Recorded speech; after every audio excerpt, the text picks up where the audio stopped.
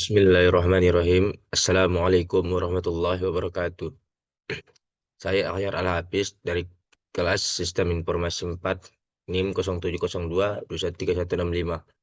Ingin menjelaskan materi dari pertemuan pertama sampai pertemuan kelima, yaitu tentang sistem manajemen basis data. Baiklah, selanjutnya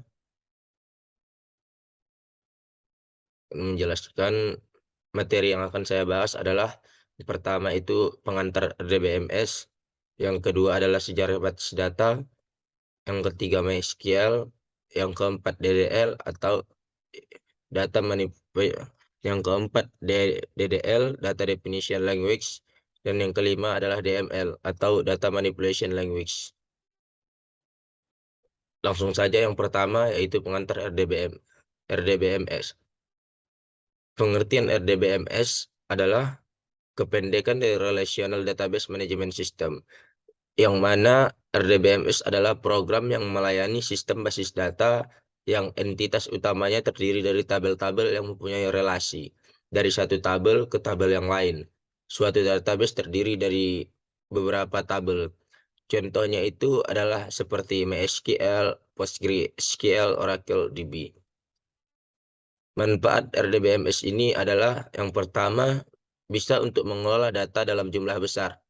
Yang kedua, untuk membantu melindungi data dari kerusakan yang disebabkan dari pengaksesan tidak sah. Nah, dan yang ketiga itu adalah memudahkan pengembalian data. Baik, yang kedua adalah sejarah basis data. Sejarah basis data, sejarah kemunculan basis data, yaitu menurut sejarah sistem pemrosesan basis data terbentuk setelah sistem pemrosesan manual dan sistem pemrosesan berkas. Nah, sistem pemrosesan manual adalah seperti berbasis kertas, yang mana merupakan bentuk pemrosesan yang menggunakan dasar berupa setumpuk rekaman yang disimpan pada rak-rak berkas. Nah, dan yang kedua itu adalah sistem pemrosesan berkas, yaitu sekelompok rekaman yang disimpan pada sejumlah berkas secara terpisah. Dan yang ketiga ini adalah komponen sistem basis data. Basis data yaitu hardware seperti CPU, memori, dan lain-lain. Software sistem operasi seperti Windows, Linux, dan lain-lain. Software pengelola basis data seperti SQL, Oracle, dan lain-lain. Software program aplikasi seperti Visual Basic, Visual Box Pro, dan lain-lain. Basis data, pengguna basis data atau user. Yang ketiga adalah MySQL. MySQL ini adalah menjelaskan dari materi pertemuan ketiga.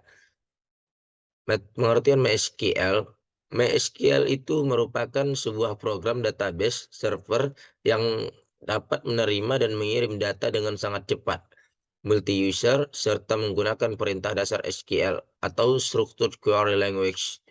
Database MySQL merupakan suatu perangkat lunak database yang berbentuk database relasional atau disebut Relational Database Management System, yang mana itu menggunakan suatu bahasa permintaan yang bernama SQL atau Structured Query Language.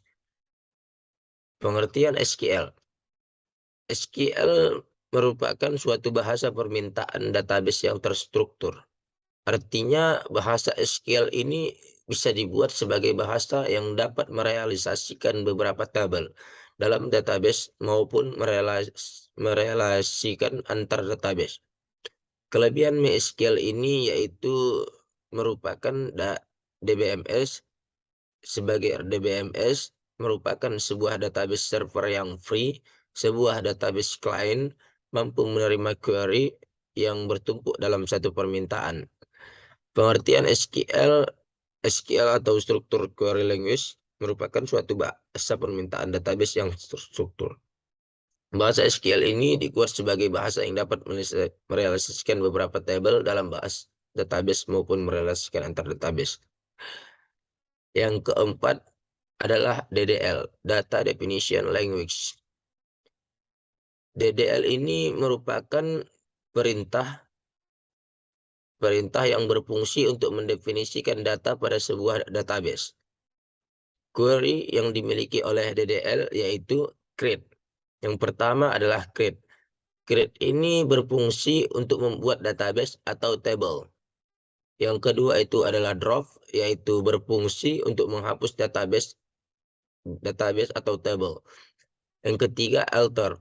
Alter ini berfungsi untuk melakukan perubahan terstruktur tabel yang sudah dibuat.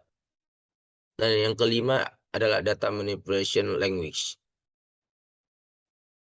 DML merupakan suatu kelompok perintah yang mana berfungsi untuk memanipulasi data pada sebuah database yang sudah dibuat. Query yang dimiliki oleh DML ini yaitu insert, yang mana berfungsi untuk memasukkan data pada tabel. Yang kedua drop, berfungsi untuk mengubah data yang ada pada tabel. Yang ketiga delete, berfungsi untuk menghapus data pada tabel.